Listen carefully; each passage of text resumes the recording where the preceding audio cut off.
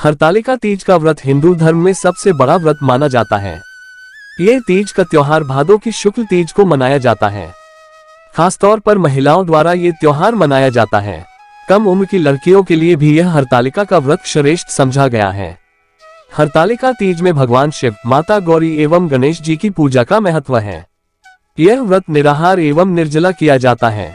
व्रत जगाकर नाच गाने के साथ इस व्रत को किया जाता है। इस बीच हरतालिका तीज उस दिन को चिन्हित करती है जब देवी पार्वती की सहेलियों ने उनका अपहरण कर लिया और उन्हें गहरे जंगलों में ले आईं। वे उसे उसके पिता से दूर करने की कोशिश कर रहे थे क्योंकि वह उसका विवाह भगवान विष्णु से कराने पर तुला हुआ था। मां पार्वती ने जंगल में अपनी तपस्या जारी रखी और अंततः भगवान शिव से विवाह किया। उदया तिथि की वजह से हरतालिका तीज का व्रत 18 सितंबर 2023 सोमवार को रखा जाएगा। हरतालिका तीज व्रत को सुहागिनों के अलावा कुंवारी कन्याएं रखती हैं। मान्यता है कि इस व्रत के पुण्य प्रभाव से कुंवारी कन्याओं को मनचाहा वर मिलता है। इस दिन सुबह 6:30 बजे से लेकर 8:33 तक पूजा का शुभ मुहूर्त रहेगा। सुबह हरतालिका पूजा अनुष्ठान का शुभ समय सुबह 6:07 बजे से शुरू होगा और 8:34 बजे तक चलेगा, जो 2 घंटे और 27 मिनट की अवधि तक चलेगा। तृतीया तिथि तीसरा चंद्र दिवस 17 सितंबर 2023 को सुबह 11:08 बजे शुरू होती है और 18 सितंबर 2023 को दोपहर 12:39 पर समाप्त होती है। हरतालिका तीज की पोशाक और अलंकरण में विशेष रूप से शुभ हरे रंग का चयन किया जाता है। महिलाएं चमकीले रंगीन पारंपरिक कपड़े पहनना पसंद करती हैं, जो अक्सर लाल, हरा, पीला सूट, साड़ी, चिकनकारी कुर्ता या लहंगा पहनती हैं, जो ताजगी, नवीनीकरण, प्यार, विकास और खुशी का प्रतिनिधित्व करते हैं। हरतालिका तीज की पूजा में फुलेरा का बहुत महत्व है। ये महादेव की 5 पुत्रियों का प्रतीक है। भोलेनाथ का दूध, दही, घी, शहद, गंगा जल से अभिषेक कर उन्हें चंदन, मौली, अक्षत, बेलपत्र, धतुरा, शमी पत्र, आंख के पुष्प, भस्म, गुलाल, अबीर आदि अर्पित करें। साथ ही गणेश जी को दूर्वा और जनेऊ चढ़ाएं। हरतालिक तीज बहुत उत्साह से मनाया जाता है, लेकिन उसके व्रत एवं पूजा विधि को जानने के बाद आपको समझ आ जाएगा कि क्यों हरतालिका का व्रत सर्वोच्च समझा जाता है और क्यों वर्ष के प्रारंभ से महिलाएं तीज के इस व्रत को लेकर चिंता में दिखाई देती हैं। हरतालिका व्रत निर्जला किया जाता है, अर्थात पूरा दिन एवं रात अगले सूर्योदय तक जल ग्रहण नहीं किया जाता। हरतालिका व्रत कुंवारी कन्या, सौभाग्यवती महिलाओं द्वारा किया जाता है। इसे विधवा महिलाएं भी कर सकती हैं। हरतालिका व्रत का नियम है कि इसे एक बार प्रारंभ करने के बाद छोड़ा नहीं जा सकता। इसे प्रति वर्ष पूरे नियमों के साथ किया जाता है। हरतालिका व्रत के दिन व्रत जगा किया जाता है। पूरी रात महिलाएं एकत्र होकर नाच गाना एवं भजन करती हैं। नए वस्त्र पहनकर पूरा श्रृंगार करती हैं। हरतालिका व्रत जिस घर में भी होता है, वहां इस पूजा का खंडन नहीं किया जा सकता, अर्थात इसे एक परंपरा के रूप में प्रतिवर्ष किया जाता है। सामान्यतः महिलाएं ये हरतालिका पूजन मंदिर में करती हैं। हरतालिका के व्रत से जुड़ी कई मान्यता है, जिनमें इस व्रत के दौरान जो सोती है वो अगले जन्म में अजगर बनती है, जो दूध पीती है वो सर्पिनी बनती है, जो व्रत नहीं करती वो विधवा बनती है, जो शक्कर खाती है मक्खी बनती है, जो मांस खाती शेरनी बनती है, जो जल पीती है वो मछली बनती है, जो अन्न खाती है वो सूरी बनती है, जो फल खाती है वो बकरी बनती है। इस प्रकार के कई मत सुनने को मिलते हैं।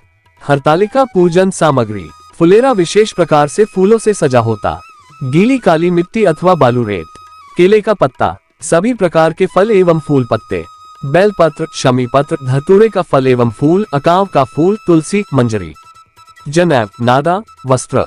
माता गौरी के लिए पूरा सुहाग का सामान, जिसमें चूड़ी, बिछिया, काजल, बिंदी, कुमकुम, सिंदूर, कंघी, महौर, मेहंदी आदि मान्यतानुसार एकत्र की जाती है।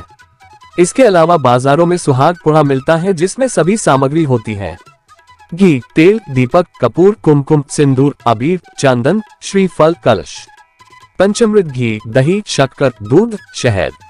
हरतालिका तीज पूजन विधि: हरतालिका पूजन प्रदोष काल में किया जाता है। प्रदोष काल अर्थात दिन रात के मिलने का समय। हरतालिका पूजन के लिए शिव, पार्वती एवं गणेश जी की प्रतिमा बालू रेत अथवा काली मिट्टी से हाथों से बनाई जाती है। फुलेरा बनाकर उसे सजाया जाता है। उसके भीतर रंगोली डालकर उस पर पटा अथवा चौकी रखी जाती है। चौकी पर एक सातिया बनाकर उस पर थाल रखते हैं। उस थाल में केले के पत्ते को रखते हैं। तीनों प्रतिमा को केले के पत्ते पर आसीन किया जाता है। सर्वप्रथम कलश बनाया जाता है, जिसमें एक लोटा अथवा घड़ा लेते हैं। उसके ऊपर श्रीफल रखते हैं अथवा एक दीपक जलाकर रखते हैं। घड़े के मुंह पर लाल नादा बांधते हैं। घड़े पर सातिया बनाकर उन पर अक्षत चढ़ाया जाता है। कलश का पूजन किया जाता है। सबसे पहले जल चढ़ाते हैं, नादा बांधते हैं, कुमकुम हल्दी चावल चढ़ाते हैं, फिर पुष्प चढ़ाते हैं। उसके बाद शिव जी की पूजा की जाती है। इसकी विधि विस्तार से पढ़े। श्रावण सोमवार महत्व एवं कथा के बारे में जानने के लिए पढ़े। कलश के बाद गणेश जी की पूजा की जाती है। उसके बाद माता गौरी की पूजा की जाती है। उन्हें संपूर्ण श्रृंगार चढ़ाया जाता है। इसके बाद हरतालिका की कथा पढ़ी जाती है। फिर सभी मिलकर आरती की जाती है, जिसमें सर्वप्रथम गणेश जी की आरती, फिर शिव जी की आरती, फिर माता गौरी की आरती की जाती है। पूजा के बाद भगवान की परिक्रमा की जाती है। रात भर जागकर 5 पूजा एवं आरती की जाती है। सुबह आखिरी पूजा के बाद माता गौरा को जो सिंदूर चढ़ाया जाता है, उस सिंदूर से सुहागन स्त्री सुहाग लेती है। ककड़ी एवं हलवे का भोग लगाया जाता है।